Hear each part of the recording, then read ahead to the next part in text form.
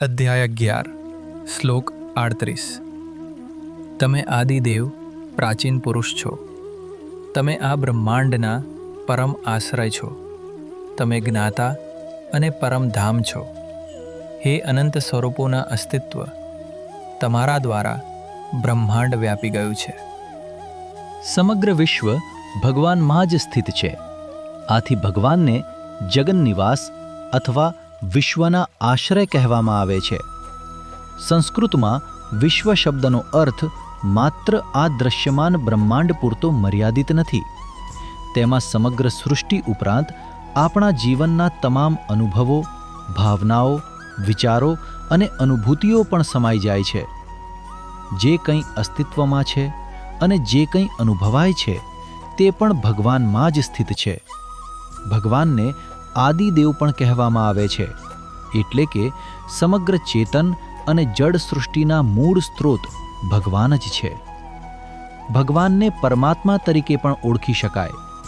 તેઓ દરેક જીવના હૃદયમાં આત્મ સ્વરૂપે નિવાસ કરે છે. આ સમગ્ર પ્રકૃતિ ભગવાનની જ રચના છે. શરીર, મન, ઇન્દ્રિયો, પંચમહાભૂત અને સમગ્ર બ્રહ્માંડ આ બધું પ્રકૃતિના ક્ષેત્રમાં આવે છે. પરંતુ ભગવાન આ બધાથી પહેલાં પણ હતા અને આ બધાની અંદર પણ છે. આથી તેમને પુરાણ પુરુષ કહેવામાં આવે છે. જ્યારે પ્રલય થાય છે ત્યારે સમગ્ર પ્રકૃતિ ફરીથી પોતાના મૂળ સ્ત્રોતમાં વિલીન થઈ જાય છે. આ તમામ નામરૂપો, ગ્રહો, તારાઓ, જીવસૃષ્ટિ અને સમગ્ર બ્રહ્માંડ ફરી ભગવાનમાં જ લય પામે છે. આથી ભગવાનને પરમ નિધાન અથવા સર્વોચ્ચ આશ્રય સ્થાન કહેવામાં આવે છે. જેમ સૂર્ય પોતાના પ્રકાશથી સમગ્ર પૃથ્વીને પ્રકાશિત કરે છે અને દરેક વસ્તુને પ્રગટ કરે છે, તેમ ભગવાન જ સમગ્ર સૃષ્ટિને પ્રકાશિત કરનાર ચૈતન્ય છે. જે કંઈ આપણે જોઈએ છીએ, અનુભવીએ છીએ અને જાણીએ છીએ તે બધું ભગવાનના ચૈતન્યના પ્રકાશથી જ શક્ય બને છે.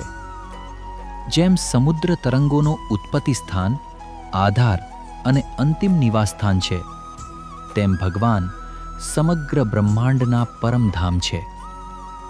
સમગ્ર બ્રહ્માંડમાં ભગવાન પોતાના અનંત સ્વરૂપે વ્યાપેલા છે. કાર્ય ક્યારેય કારણથી અલગ હોઈ શકતું નથી. તે જ રીતે સૃષ્ટિ પણ ઈશ્વરથી અલગ નથી. અર્જુન ભગવાનને કહે છે, આપ જ જ્ઞાતા છો અને આપ જ જ્ઞેય છો. આ અત્યંત ગહન આધ્યાત્મિક સત્ય છે.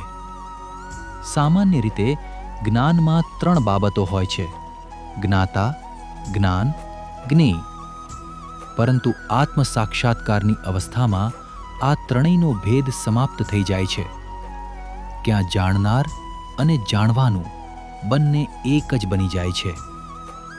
જ્યારે સાધક સંપૂર્ણ આત્મજ્ઞાનમાં સ્થિર થાય છે ત્યારે તેને અનુભવ થાય છે કે જેણે જાણ્યું તે પણ હું જ છું, જેને જાણવામાં આવ્યું તે પણ હું જ છું, અને જાણવાની શક્તિ પણ એ જ એક પરમ ચૈતન્ય છે.